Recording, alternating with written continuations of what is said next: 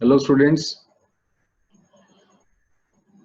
जैसा कि last motivation lecture में मैंने आपको बताया था कि हम लोग टॉपिक से रिलेटेड, सब्जेक्ट से रिलेटेड भी कुछ स्टडीज करेंगे। और जो मैं टॉपिक लेके आया हूँ दैट इज इलेक्ट्रोस्टैटिक्स। और मुझे पता है इलेक्ट्रोस्टैटिक्स में स्टार्टिंग का जो पार्ट है कूलम्स लॉ से रिलेटेड जो है, इलेक्ट्रिक फील्ड गॉस लॉ से रिलेटेड है, potential potential energy, electric potential, dipole, है ना। यहाँ ये सारी चीजों में कोई दिक्कत नहीं होती, लेकिन जब तक आप प्रॉपर्टीज ऑफ कंडक्टर के पहले तक पहुंचते हैं तब तक कहीं ना कहीं थोड़ा सा एग्जॉस्ट हो जाते हैं। तो जब आप फर्स्ट टाइम इलेक्ट्रोस्टैटिक्स को पढ़ रहे होते हैं, तैयारी कर रहे होते हैं, उस समय कहीं ना कहीं प्रॉपर्टीज ऑफ कंडक्टर में वो अटेंशन आप नहीं दे पाते हैं, ऐसा मेरा मानना है। जैसा कि मैंने बहुत सालों में देखा भी है स्टूडेंट्स के साथ ऐसा होते हुए। तो मैं सोचता हूं कि अगर मैं इलेक्ट्रोस्टैटिक्स के प्रॉपर्टीज ऑफ कंडक्टर वाले पार्ट को अच्छे से हैंडल कर दूं, आपके सामने बढ़िया से अगर एक्सप्लेन कर दूं, तो कहीं ना कहीं पूरे इलेक्ट्रोस्टैटिक्स को आप इसके साथ रिवाइज कर सकते हैं। ठीक है। तो आपको क्या करना है, इन वीडियोस को देखने से पहले आपको एक बार basic of Coulomb's law, Gauss law क्या है, इलेक्ट्रिक पोटेंशियल की क्या डेफिनेशन है, इलेक्ट्रोस्टैटिक पोटेंशियल एनर्जी क्या होता है। हालांकि डिस्कशन के बीच बीच में इन चीजों को मैं थोड़ा बहुत एक्सप्लेन करता चलूंगा, पर कहीं ना कहीं मैं एक्सपेक्ट करता जरूर हूं कि आप जो बेसिक चीजें हैं वो पढ़ने के बाद ही प्रॉपर्टीज ऑफ कंडक्टर को पढ़ना स्टार्ट करें। ठीक है। प्रॉपर्टीज ऑफ कंडक्टर के L1, L2, L3 ऐसे करके मैं L8 तक के लेक्चर्स बनाऊंगा।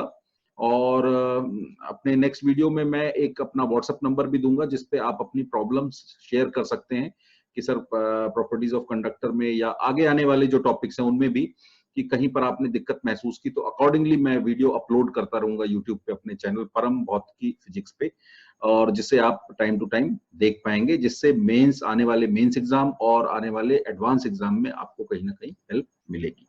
तो आइए स्टूडेंट्स, हम लोग स्टार्ट करते हैं प्रॉपर्टीज ऑफ कंडक्टर का पहला लेक्चर L1। ओके, क्लियर है। तो इंसुलेटर में फ्री इलेक्ट्रॉन्स का कॉन्सेप्ट हो नहीं सकता, because electrons are not free. Lots of energy is required to free an electron from outermost orbit of an atom of insulator. लेकिन conductor में outermost orbit का electron पहले से ही free है। थोड़े से फोर्स से वो अपनी जगह से दूसरी जगह जा सकता है, थोड़ी सी एनर्जी पा करके वो अपनी जगह से दूसरी जगह जा सकता है। ठीक है। तो कंडक्टर की हम लोग बात करें अगर, तो कंडक्टर में क्या होते हैं, फ्री इलेक्ट्रॉन्स होते हैं। जो कंडक्टर में फ्री इलेक्ट्रॉन्स रैंडमली इधर उधर मूव कर सकते हैं बहुत आराम से।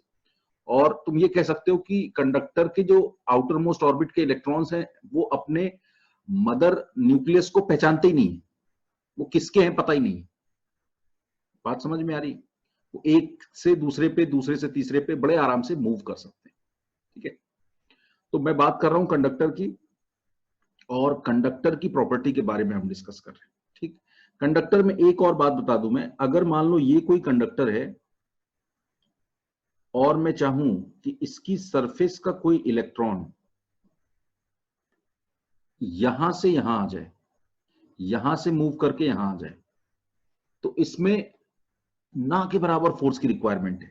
नेग्लिजिबल फोर्स, थोड़ा सा भी फोर्स होगा अपने आप मूव कर जाएगा वो। लेकिन अगर मैं, ये कंडक्टिंग मटेरियल है, ये जो मैंने बनाया ना, ये 3 डायमेंशनल शेप है इसका, और ये कंडक्टिंग मटेरियल है। तो इस इलेक्ट्रॉन को यहां से यहां ले जाने में नेग्लिजिबल फोर्स की रिक्वायरमेंट है। लेकिन अगर इसी इलेक्ट्रॉन को बाहर निकालना पड़ा, बाहर मान लो एयर है, बाहर अगर निकालना पड़ा, तो हमें जो फोर्स लगाना पड़ेगा इस इलेक्ट्रॉन पे, हम चाहे जैसे भी लगाएं, that force must be greater than 1.6 into 10⁻⁻19 multiplied by 3 into 10⁶ Newton. इससे बड़ा फोर्स हमें लगाना पड़ेगा।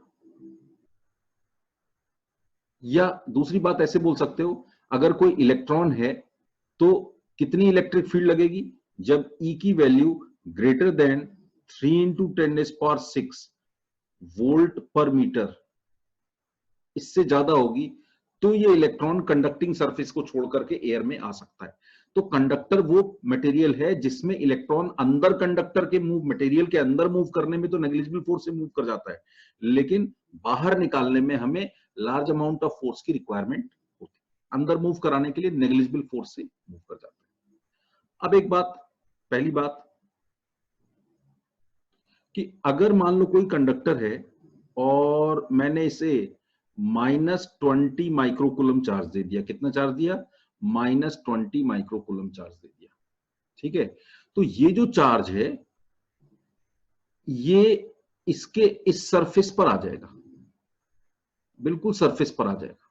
ये सॉलिड कंडक्टर है कोई, है ना, ये क्या है, सॉलिड कंडक्टर, ये इसके सरफेस पे आ जाएगा। अब कोई मुझसे पूछता है कि सर ये कैसे पता आपको कि ये सरफेस पे आ जाएगा, तो देखो मैं यहां पर एक बात बता रहा हूं आपको और उससे कनेक्ट कर दूंगा मैं। जैसे आपको बोला जाए कि एक चार्ज है -q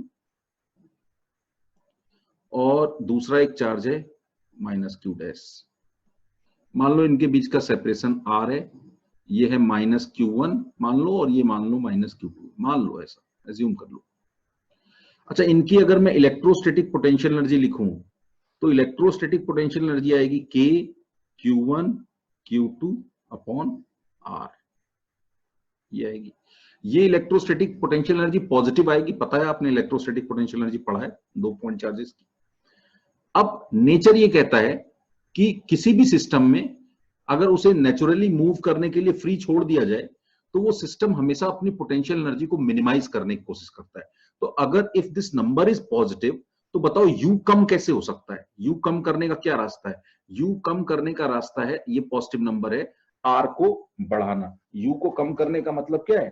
आर को बढ़ाना। अगर आर बढ़ेगा तो यू अपने आप कम होगा। इसका मतलब अगर इन दोनों को छोड़ दिया जाए तो ये दोनों पॉइंट चार्जेस एक दूसरे से अवे जाएंगे। अच्छा, अवे कब तक जा सकते हैं? अगर मान लो दोनों तरफ से मैं कोई सपोर्ट लगाकर इन दोनों चार्जेस को रोक लूं, बांध दूं किसी तरीके से, तो बस उससे ज्यादा अवे नहीं जा सकते। जहां तक मैं अलाउ करूंगा, जहां तक फ्रीडम दूंगा वहां तक जा सकते हैं। यही बात मैं यहां पर करना चाहता हूं, है ना।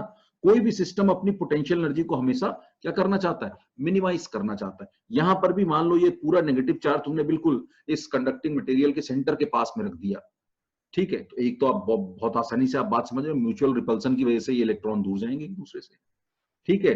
लेकिन मैं इसको एनर्जी के टर्म्स में आपको एक्सप्लेन करना चाह रहा हूं। तो मैं ये कह रहा हूं कि ये नेगेटिव चार्जेस एक दूसरे से दूर क्यों जा रहे हैं? एक दूसरे से दूर इसलिए जा रहे हैं क्योंकि they are interested to minimise potential energy of the system. तो सिस्टम की पोटेंशियल एनर्जी को मिनिमाइज करने के लिए कितनी दूर तक जाएंगे? जहां तक जा सकते होंगे, जहां तक कि इनकी फ्रीडम है। क्योंकि उससे और दूर जाने के लिए जो रिपल्सिव फोर्स इनके बीच में चाहिए, वो रिपल्सिव फोर्स कहीं ना कहीं इस ऑर्डर का होना चाहिए। इस ऑर्डर का रिपल्सिव फोर्स चाहिए, जो कि यहां पर नहीं मिल पाता है जनरली। ये बहुत लार्ज अमाउंट ऑफ फोर्स है, large amount of force in consideration of electron. Electron बहुत छोटा होता है, मास बहुत कम होता है, तो उसके कंपैरिजन में अगर देखा जाए तो ये बहुत लार्ज अमाउंट का फोर्स है और ये फोर्स यहां नहीं मिल पाता, इसलिए बिल्कुल सरफेस पर आकर के रुक जाते हैं। अगर मुझसे कोई कहता है कि सर चार्जेस के डिस्ट्रीब्यूशन के लिए आप कोई एक ऐसी बात बताओ जिससे सारे तरह के चार्जेस के डिस्ट्रीब्यूशन को एक्सप्लेन किया जा सके, तो वो डिस्ट्रीब्यूशन का रास्ता सबसे जबरदस्त यही है कि चार्जेस जब भी कंडक्टर को दिए जाते हैं या कंडक्टर के आसपास रखे जाते हैं और उनको फ्री छोड़ दिया जाता है, नेचुरल मूवमेंट के लिए अगर छोड़ दिया जाता है, तो वो फाइनली एक ऐसी पोजीशन, ऐसा एक रिलेटिव ओरिएंटेशन एक दूसरे के रिलेटिव ऐसा ऐसे पोजीशन पे जाकर के बैठते हैं जिससे कि उस सिस्टम की पोटेंशियल एनर्जी क्या हो जाती है? मिनिमम हो जाती है। कहने के लिए तो बात बहुत आसान है, ठीक, हमने कह दिया, आपने समझ लिया, बहुत अच्छी बात है। लेकिन क्या केवल इसी बात से आप हर तरह के चार्ज के डिस्ट्रीब्यूशन को कर पाएंगे? नहीं कर पाएंगे। लेकिन ये मान के चलिए आप डिस्ट्रीब्यूशन चाहे जैसे करें, हो यही रहा होगा। ये हमारी इनकेपेबिलिटी है कि हम केवल पोटेंशियल एनर्जी के बारे में सोच करके ये काम नहीं कर पाएंगे। डिफरेंट ऐसी सिचुएशंस आएंगी जिसमें हमें और भी बातें समझनी पड़ेंगी, तब जाके हम बता पाएंगे कितना चार्ज कहां पर रहेगा, कितना चार्ज कहां से कहां जाएगा, ठीक है। केवल इस बात से हम एक्सप्लेन नहीं कर पाएंगे, लेकिन ये इंपॉर्टेंट बात है और ये हमें पता होनी चाहिए। बात समझ में आई? क्लियर? नेक्स्ट पॉइंट, मैं जो बात करने जा रहा हूं ये बता दूं आपको कि मैं बात करने जा रहा हूं इलेक्ट्रोस्टैटिक इक्विलिब्रियम की। इलेक्ट्रोस्टैटिक इक्विलिब्रियम की बात करने जा रहा हूं। इलेक्ट्रोस्टैटिक इक्विलिब्रियम मतलब, हम लोग वैसे भी इलेक्ट्रोस्टैटिक्स चैप्टर पढ़ रहे हैं, तो चार्जेस जब किसी भी तरीके से रख के कंडक्टर पर छोड़े जाते हैं तो वो वैसे ही रखे हुए नहीं रहते हैं, वो म्यूचुअल रिपल्सिव फोर्स की वजह से, म्यूचुअल अट्रैक्टिव फोर्स की वजह से इधर से उधर मूव करते हैं। तो थोड़ी देर मान लो मूव करते हैं for few micro seconds, move करने के बाद फाइनली जब वो रुक जाते हैं तो उस सिचुएशन को हम बोलते हैं इलेक्ट्रोस्टैटिक इक्विलिब्रियम सिचुएशन।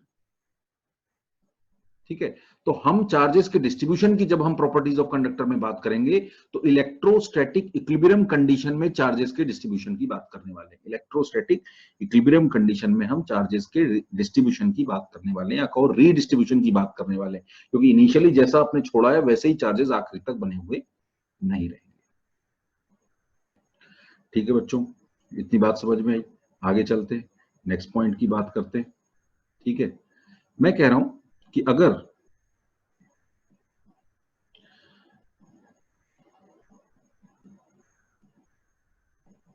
ये सेंटेंस देखो, लिख रहा हूं, फ्री चार्ज किस कंडीशन में? इलेक्ट्रोस्टैटिक इक्विलिब्रियम कंडीशन में। Free charge always remains on the outer surface of conductor। जो फ्री चार्ज होगा वो हमेशा आउटर सरफेस पर होगा। क्यों? क्योंकि वो हमेशा दूर जाना चाहता है एक दूसरे से। दूर क्यों जाना चाहता है? पोटेंशियल एनर्जी को मिनिमाइज करना चाहता है। फ्री चार्ज हमेशा कंडक्टर के आउटर सरफेस पर रिसाइड करेगा। ठीक है, फ्री है मतलब वो पूरा कंट्रीब्यूशन अपना देगा पोटेंशियल एनर्जी को मिनिमाइज करने के लिए। ठीक है, अच्छा, जो बाउंड चार्ज होगा, बाउंड चार्ज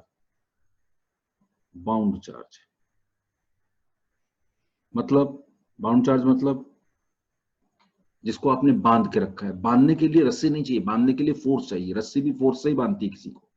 बात समझ में आई? तो जो बाउंड चार्ज होगा, it can remain both on inner,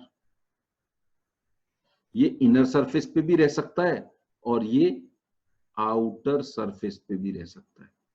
inner पे भी रह सकता है और आउटर सरफेस पे भी रह सकता है। भाई बांध के तो जिसको जहां बैठा दोगे आप, बैठना पड़ेगा उसको।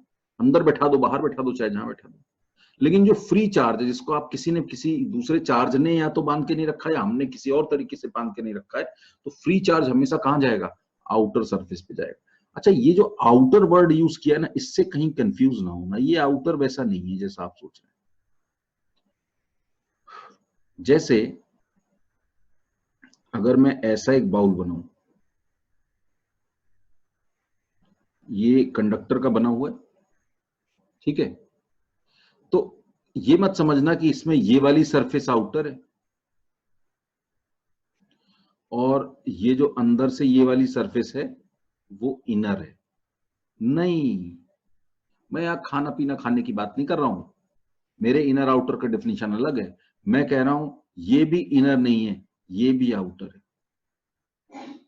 ये भी आउटर सरफेस है। ठीक है, आउटर मतलब आप ये समझ सकते हैं कि अगर मैं किसी कंडक्टर को पानी में डुबा दूं तो जितनी सरफेस उसकी वेट हो जाएगी, जितनी सरफेस वाटर के कांटेक्ट में आ जाएगी, वो सब आउटर सरफेस है। तो जब भी फ्री चार्ज होगा तो वो फ्री चार्ज हमेशा कंडक्टर की कहां रहेगा? आउटर सरफेस पे रहेगा। और बाउंड चार्ज जो होगा वो अंदर भी रह सकता है, बाहर भी रह सकता है। बाउंड चार्ज मतलब जिसको आपने बांध दिया है। बाउंड चार्ज को बाद में हम दूसरा नाम देंगे, इंड्यूस चार्ज, और इसके बारे में बात करेंगे। तो बाउंड चार्ज अंदर बाहर सब जगह रह सकता है, लेकिन जो फ्री चार्ज होगा it must remain on the outer surface of the conductor. Outer inner का क्या मतलब है, ये यहां मैंने आपको बिल्कुल क्लियर कर दिया। ठीक है, तो इस पॉइंट का भी हम हेल्प लेंगे जब हम डिस्ट्रीब्यूशन ऑफ चार्ज की बात कर रहे होंगे। इस पॉइंट की भी हेल्प लेंगे। ठीक है, आगे चलते नेक्स्ट पॉइंट।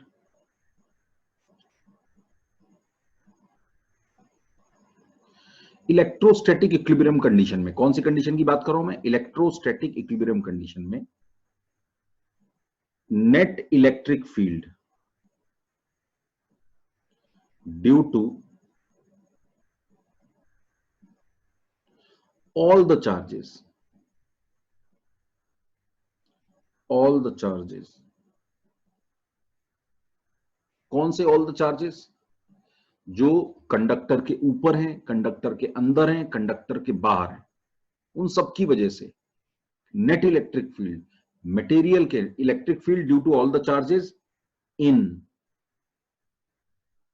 The material. कौन सा material? Conducting material obviously, must be zero. अच्छा, ये सेंटेंस तो बताने की जरूरत नहीं थी, ये तो ऑब्वियस बात है। पहले तो मैंने कहा कि भाई इलेक्ट्रोस्टैटिक इक्विलिब्रियम कंडीशन में, तो इलेक्ट्रोस्टैटिक इक्विलिब्रियम मतलब क्या हुआ? इलेक्ट्रोस्टैटिक इक्विलिब्रियम मतलब व्हेन चार्जेस आर स्टेशनरी। अब तुम सोचो, कोई भी चार्ज स्टेशनरी कब रह सकता है? जब उसकी लोकेलिटी में इलेक्ट्रिक फील्ड जीरो हो। तो ये तो ऑब्वियस बात है, ये तो बल्कि मैं उल्टा कह रहा हूं। मैं कह रहा हूं कि जब चार्जेस स्टेशनरी हो जाएंगे तो हर पॉइंट पे इलेक्ट्रिक फील्ड क्या हो जाएगी? जीरो हो जाएगी कंडक्टिंग मटेरियल के अंदर। अरे उल्टी बात सही है क्या? कि जब कंडक्टिंग मटेरियल के अंदर हर पॉइंट पे नेट इलेक्ट्रिक फील्ड जीरो हो जाएगी, तब चार्जेस स्टेशनरी हो जाएंगे। बात समझ में आ रही है? तो इसका मतलब है इलेक्ट्रोस्टैटिक इक्विलिब्रियम कंडीशन अगर आपको दी हुई है ना, तो आप ये मान के चलिए कि charges are now stationary. Charge अब मूव नहीं कर, हर पॉइंट चार्ज के ऊपर नेट फोर्स जीरो लग रहा है। क्यों नेट फोर्स जीरो लग रहा है? तो क्यू चार्ज को ई इलेक्ट्रिक फील्ड में रखते हैं तो फोर्स होता है क्यू इंटू ई, और अगर ई जीरो हो गया है तो क्यू चार्ज पे क्यू इंटू ई की वैल्यू क्या आएगी? जीरो आएगी। बात समझ में आई? तो जब चार्जेस स्टेशनरी होंगे, अच्छा चलो समझ में आ गई बात। यहां देखो जरा ध्यान से, इसका मतलब समझना कि मान लो मैंने ऐसा कोई कंडक्टर लिया है ना, ऐसा कोई मैंने एक कंडक्टर लिया है, ये थ्री डायमेंशनल है, ऐसा है, थ्री डायमेंशनल कंडक्टर है ना। ये तुम इसको एक एरिया मत समझना, वॉल्यूम वाइज है ये, ठीक है ना। तो मैं क्या कह रहा हूं कि इसमें अगर मान लो मैं इसको चार्ज दे दूं Q प्लस Q, यहां एक चार्ज रख दूं Q1 माइनस Q1, और यहां एक चार्ज रख दूं प्लस Q2 और छोड़ दूं, तो जो भी ये चार्ज है ना Q, ये दोनों फिक्स्ड हैं। इनको किसने पकड़ा? इनको Q1 माइनस Q1 और प्लस Q2 को हमने पकड़ के मान लो रखा हुआ है। तो इन दोनों को अगर हमने पकड़ के रखा है और कैपिटल Q चार्ज इस कंडक्टर को हमने दे दिया है और छोड़ दिया है, ठीक है, तो ये कैपिटल Q चार्ज इसके ऊपर चारों तरफ डिफरेंट तरीके से डिस्ट्रीब्यूट होगा, खास तरीके से, और स्टेशनरी हो जाएगा फाइनली। और जब वो स्टेशनरी हो जाएगा तो इस कंडक्टिंग मटेरियल के अंदर किसी भी पॉइंट पर, बाहर यहां की नहीं बात कर रहा मैं, इसके अंदर की बात कर रहा हूं, इसके अंदर किसी भी पॉइंट पर नेट इलेक्ट्रिक फील्ड आप निकालोगे तो क्या आएगी? नेट इलेक्ट्रिक फील्ड जीरो आनी चाहिए। ये इसकी प्रॉपर्टी है। बात समझ में आई?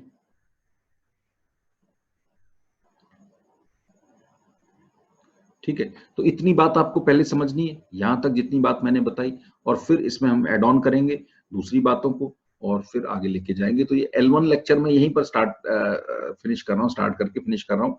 और इस L1 लेक्चर में बस इतनी बात बता रहा हूँ, आप इसके बारे में पहले समझिए, जितनी बातें मैंने बताई उसके बारे में सोचिए, और इस लेक्चर को देखने के कम से कम 1 घंटे बाद ही आप सेकेंड लेक्चर में जाइएगा। इसके बारे में थोड़ा सोचिएगा, समझिएगा, और फिर सेकेंड लेक्चर में जाइएगा। बात समझ में आई? और इसको पढ़ते समझते समय जो भी डाउट्स आपके दिमाग में आएंगे, जो भी डाउट्स आने वाले हैं, उन सबका क्लैरिफिकेशन आपको सेकंड, थर्ड, फोर्थ, एट्थ किसी ना किसी लेक्चर में मिल जाएगा। जो भी डाउट्स यहाँ अराइज हो रहे होंगे, भाई कहीं से तो पकड़ के शुरू करनी पड़ेगी बात। मैंने शुरू कर दी है बस, ठीक है।